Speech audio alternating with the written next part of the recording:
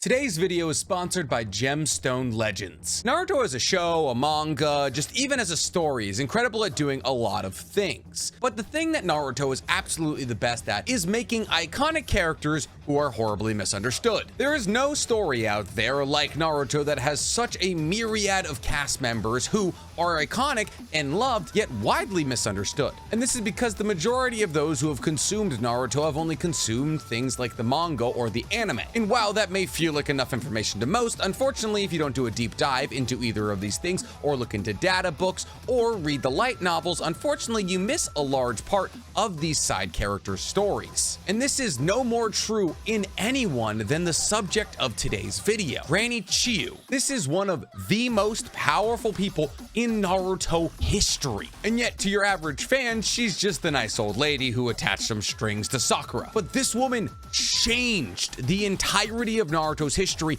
multiple times. She was a key player on the level of Hanzo the Salamander or Minato, and yet she lives in obscurity. So let's find the truth and get you informed, but before we do any of that, let's go ahead and make sure we like this video, subscribe to the page, and hit that noti bell. And if you want to learn more about the verbal anime encyclopedia over here, that being me, go ahead and hit that join button and become a member of the Weeb Alliance over here on YouTube. I put out vlog content and shorter form YouTube videos to make 3 additional videos for my members every month. But before we get into all that, guys, we got a new sponsor to talk about today, Gemstone Legends. Gemstone Legends is a mobile game taking over the mobile gaming sphere right now. This is a fantasy puzzle game based on match 3 fighting mechanics. Take your ability to find patterns to a new level with this fighting RPG. Gemstone Legends has an exclusive matching system, which allows you to match gems in a line or diagonally, or even in different combinations depending on the hero you're using. But there's not only heroes, there's dragons. During your travels, you can have a dragon accompany you, and not just one, up to 5. And those dragons do different things. Some debuff, some heal, some are DPS. And these heroes aren't copy and pasted from other games. Every hero in this game is hand-drawn with their own animations and skills. And if those base level heroes aren't doing it for you, you can upgrade every hero to 6 stars. But don't let that intimidate you, because this game is very free to play friendly. I have no trouble in PvP or raid bosses with my base level heroes. Don't even get me started on map design. This game has hex maps, which gives you the vibe of old school RPGs and allows you to choose how the battle goes. And another thing you have almost limitless choice on is the way you build your hero. See, this game's got artifacts left and right that have different stats. And all of these artifacts allowed you to build heroes in certain ways, giving you almost limitless combinations. Use my links below or scan my QR code to download the game and you'll get an awesome starter package.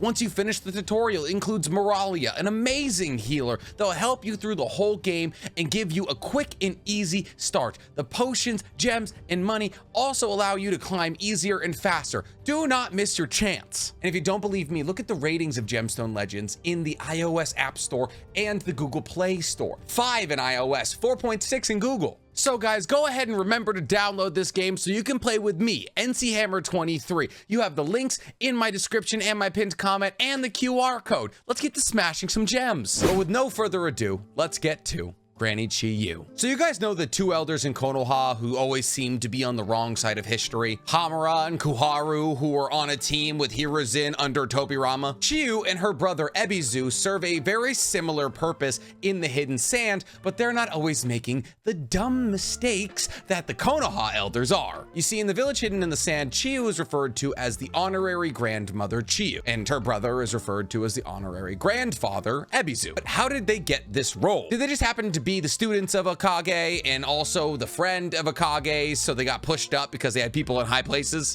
You, Hamura, and Koharu. They were always considered the honored siblings, long before there was a grand in front of their name. In the circumstance of Chiyo, this was because she was incredibly knowledgeable in the village's poisons. You see, for generations, the village hidden in the sand has been trying to bolster its military might. Essentially, the way that a lot of economies work in the Naruto world is that smaller villages hire ninjas from bigger villages to do jobs. These can be escorts, assassinations, or just protection. But regardless, the money that goes into the pockets of the ninja goes back into the village, and therefore you have a bustling economy. The Hidden Sand, more than any other village, has to rely on this because they can't farm, they're in a desert. But they also don't have that many people because, once again, not a lot of food, so there's not a lot of people. So the first 3 Kazekages heavily focused on exploring ways to expand the military might of the Hidden Sand without expansion of people. And the conclusion that the second Kazekage landed on was the creation of puppets. Well, he wasn't necessarily the person who created them. Puppets were created by Manzaemon Chikamatsu, who's based off a real guy, actually. I go into further depth about it in my puppeteering explained video right here. But essentially, he created puppets attached to chakra strings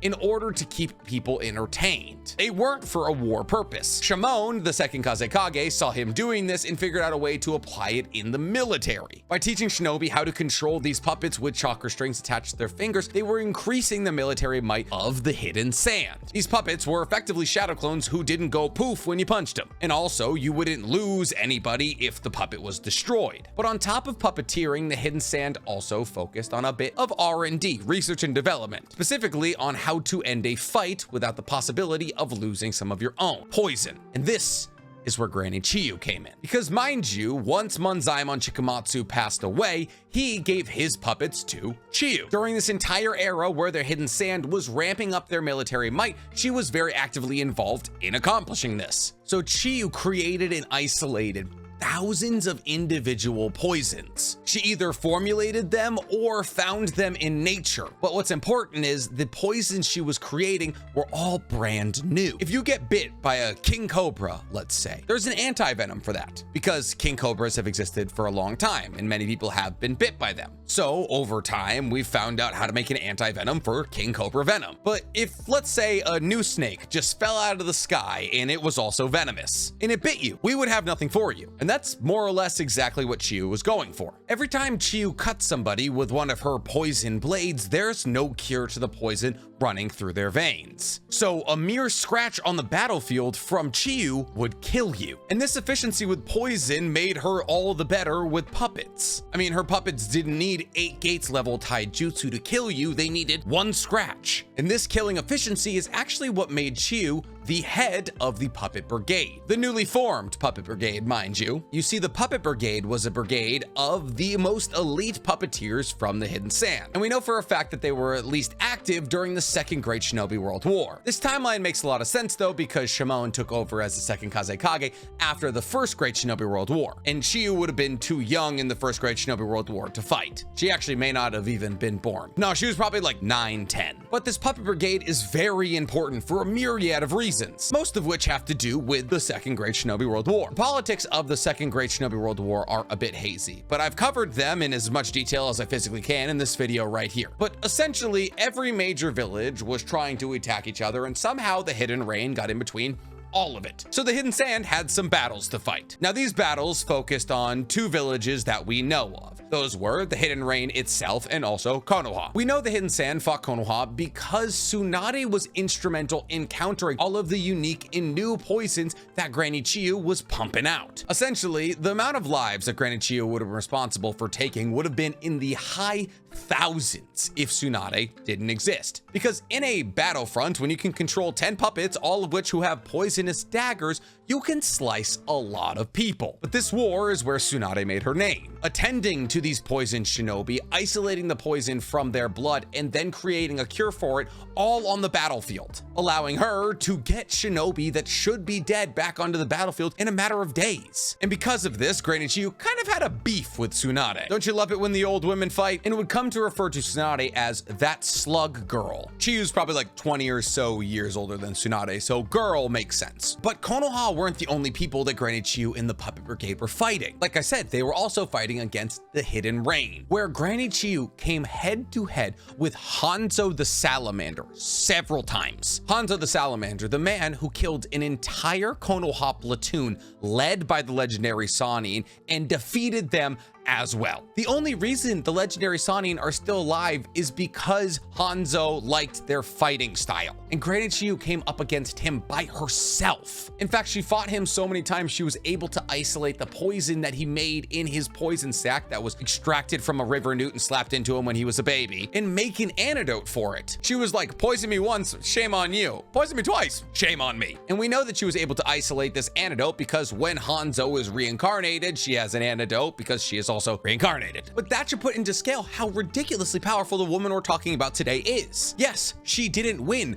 but the fact that she didn't lose against Hanzo says a lot as well. I mean, if we're willing to give Kakuzo the hey, he didn't die to Hashirama bit, then we should be able to give it to Granny Chiyo. But the Puppet Brigade was doing a bit more than just poisoning shinobi during the Second Great World War. They were also doing a little R&D. Essentially, the Puppet Brigade, but mostly Granny Chiyo, were like, what if puppets were alive? What if we could breathe life into our puppets without having to control them? They would be substantially more powerful. And what's wild is they figured out how to make this happen. You can bring puppets to life in the Naruto universe. Only problem is it kills the person who does it, but hey, living puppet. This jutsu is called one's own life reincarnation. And actually, technically, you can use it and still survive if the person you're using it on is still alive. Let's say I get a big old hole stabbed in my stomach. Yikes, there goes my underwear modeling career. But as I lay dying on the floor, somebody can use this jutsu on me. And by transferring their life force over to me using their chakra as an intermediary, they can save me from this hole in the stomach. Souls and life force very much exist in Naruto. So with this jutsu, you essentially hand over either a part or the entirety of your soul to a person or a puppet, depending on whether they are alive or dead. And you use chakra to drive the truck that is carrying your soul over there. So I only have a hole in my stomach, but I'm still alive. The person who just uses jutsu on me won't die, but they'll be very exhausted. But let's say the hole in the stomach got me. It probably would. I am not God's strongest soldier. This jutsu then can be used on me to bring me back from death. But the only problem is that the person who's using on me is going to have to use the entirety of their soul because my soul's gone. And then the caster of this jutsu dies. The only problem is it's kind of hard to pull your entire soul out of your body. It requires a lot of chakra. So other people can give you chakra so you can continue to pull the entirety of your soul out of your body. Fortunately, unlike other soul-based attacks in Naruto, you just die after using this. Essentially, you burn up your soul, but you get to go to the Pure Lands anyway, so your soul is intact. Essentially, you just sacrifice your soul in order to bring the soul that had just arisen to the Pure Lands back into the body of the person you're trying to bring back to life. We know this because Granny Chiyo is able to be reincarnated. And if your soul's not in the Pure Lands, you can't get reincarnated. Unfortunately, because Granny Chiyo was the only person who knew how to do this jutsu, considering she was the one who made it, and then when she realized people would have to die to bring the dead back to life, it got labeled as a kinjutsu. When she died, the jutsu disappeared. Well, technically. I say technically because filler is bullshit. Technically, Ranmaru used this jutsu to bring a almost dead Raiga back to life, implying somehow that Ranmaru learned this jutsu, and that technically it still exists. Listen, there is such thing as good and bad filler. So simply over the course of the Second Great Shinobi World War, Granny Chiyo managed to make a name for herself as one of the most dangerous humans on Earth, went head to head with one of the strongest people in Naruto history and never lost, took the weight of the Hidden Sand's entire military might onto her back and carried her country through a war, and oh yeah, also figured out how to make puppets come to life. But unfortunately, the Second Great Shinobi World War didn't go all that well for Granny Chiyo. While she herself had a very successful war, I guess her family didn't. Granny Chiyo had a son and a daughter-in-law who were both shinobi. These two would be Sasori's parents. And while the Puppet Brigade was relatively successful in the war against both the Hidden Rain and Konoha, the rest of the Hidden Sand wasn't. And unfortunately, there was a young up-and-comer who was tearing through the war side in the form of Sakamo Hatake. You see, this is the war where Sakamo Hatake got the White Fang moniker, and that's because he killed a lot of people. More specifically, he killed Granny Chiyo's son and daughter-in-law. This made Granny Chiyo very mad and actually made her swear to kill Sakamo Hatake one day. I mean, in essence, he was to blame for Sasori being orphaned. Before she gets a chance to even look at Sakamo Hatake, she has to now take care of her grandson, who she teaches about the original reasons puppets were created: to stop people from feeling lonely, to create an entertainment system that helps bolster the numbers of a small village, to fill roles that people may not be able to. Chiyo, obviously, like all other puppet masters, made her own puppets, even though her best puppets and the ones she used more often than not weren't made by her. They were made by Monzaemon Chikamatsu and passed down to her because as he was dying, he realized she was the best puppeteer in the entire village. These were the white secret technique puppets, the ones said to be so strong they could take down an entire castle by themselves. But just because she was using those puppets didn't mean she didn't know how to make her own, and therefore she taught Sasori how to make his own, and the first puppets he made looked like his parents. Effectively, this is exactly what Granny Chiyo wanted. She was trying to make a coping mechanism for Sasori to deal with the loss of his parents. And for a while, they were chilling. Sasori would help Granny Chiyo around the shop, essentially helping her create puppets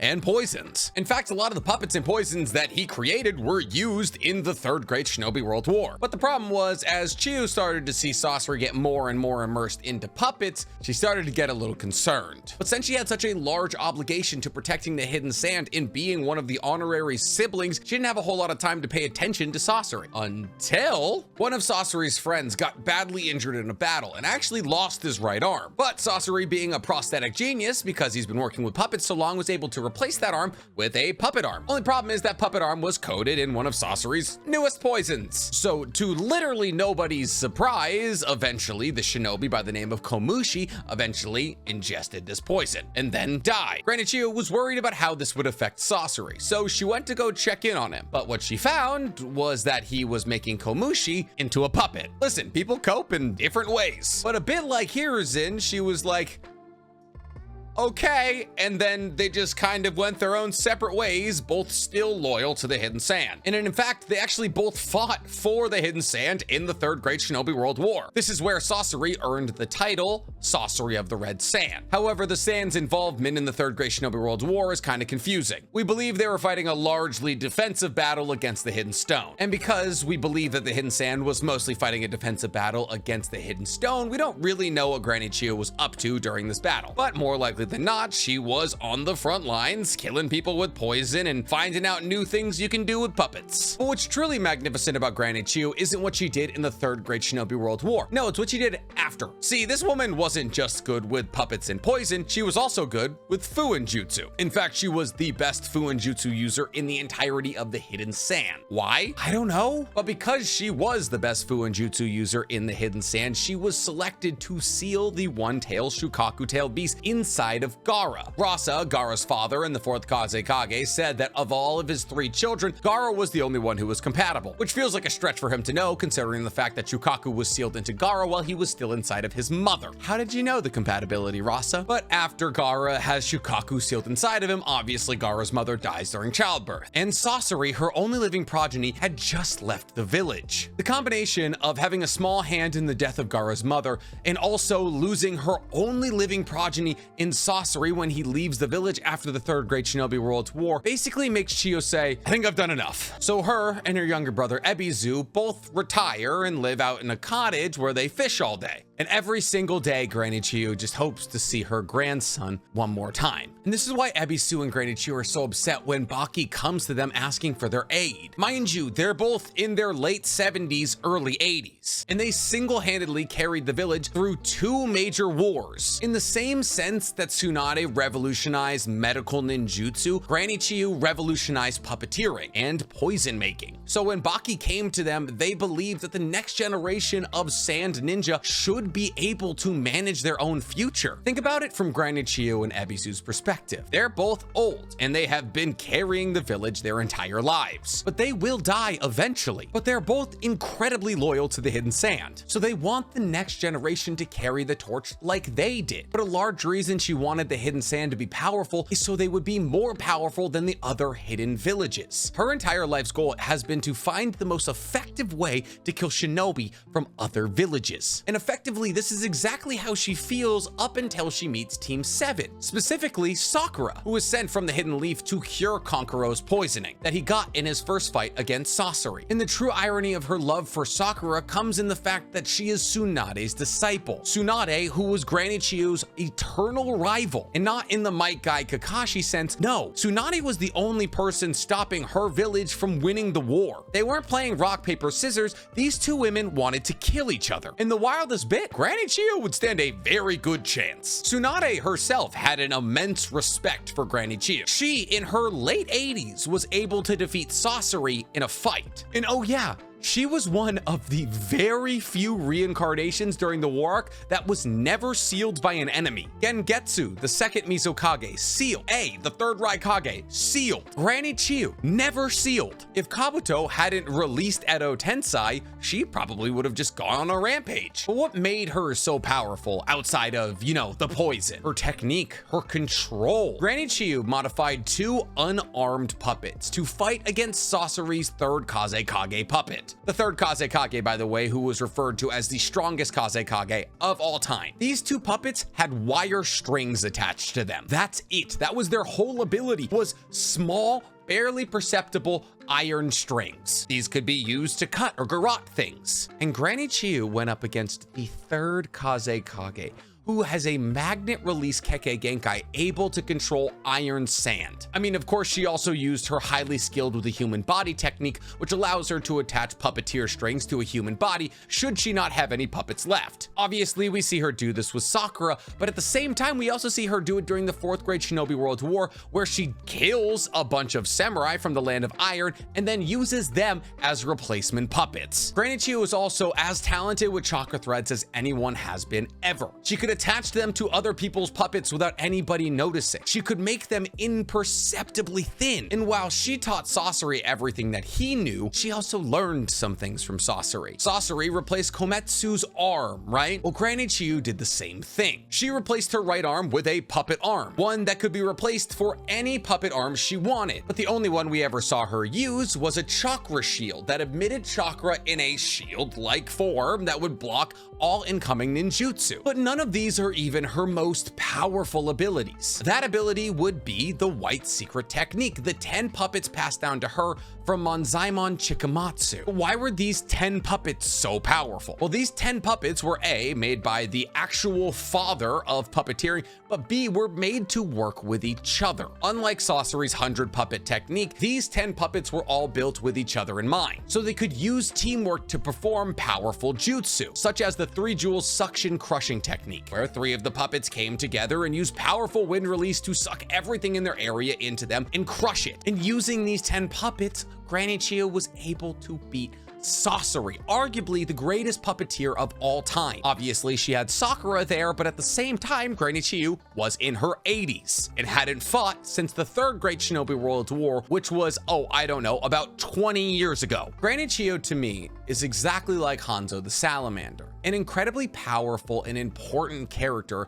that takes place in a story we never really got to hear. But honestly, that's truly the beauty of Naruto. The establishment of characters who exist in villages that aren't Konoha, and the establishment of their own powers and how it's unique to both them and the region they hail from. The beauty is we get to understand why Granny Chiyo decided to get into puppeteering and poison and trying to bring puppets to life. And while we may not have as much information on her as we do on Kakashi or Obito, we hear tales of her epic achievements and how she was able to sway the history of the Naruto verse. And while sometimes we might have to connect the lines, when we do, we get the sprawling epic of a woman who lived her life as one of the most important people on Earth, and who, much like many other of the older generation of Naruto, at the end of her life realized that there was hope for peace between the people she had been poisoning and killing her entire life. And in a sense, she represents the dying of the greatest generation, a phenomenon we see on Earth right now. A generation that built everything we're standing on currently, but at the same time needs to understand that the world that they've built is perfectly safe in the next generation's hands. And for that, I love her. She reminds me of my grandparents, and I hope maybe she reminds you a little bit of yours. But whether or not she does or doesn't remind you of your grandparents, guys, please, for me, like this video, subscribe to the page, and hit that noti bell. And if you want to help me make my grandparents proud, go ahead and hit that join button. Become a member of the Weeb Alliance over here on YouTube. Listen, I'm not saying that Granny Chiyo solos about 98% of Naruto history, but the amount of people that could beat her in a one-on-one fight is less than 15.